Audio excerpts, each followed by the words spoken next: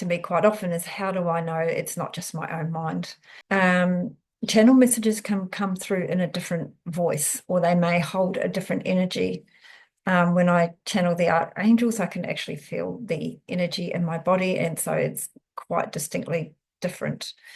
And so the inner voice is a little bit different to your own voice or your own usual inner dialogue, which is often like a monologue, right? You also get language, phrasing, words that you would never normally use.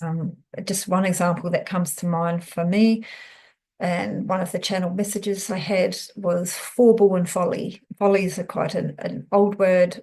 I would use silliness perhaps, or something along those lines, but foible was a word that I wasn't familiar with and had to look up.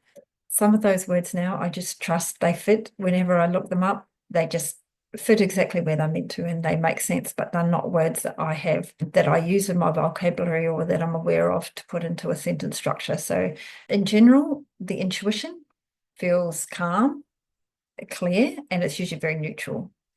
Whereas when it's your own thoughts, it can feel very rushed, a little bit doubtful, perhaps overanalyzed. The automatic writing, the intuition also arrives very quickly and often without any explanation. Whereas your own thoughts kind of linger and often loop. You'll think the same thought. It won't feel like that. So if you do feel like that, it's probably not your intuition.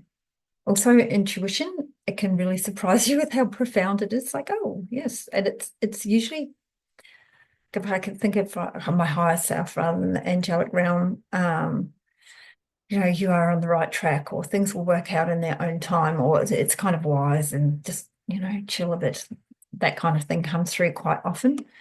Whereas your mind will think things like, you really need to get onto this, you're getting left behind, or things like that. They're often quite self-critical in comparison.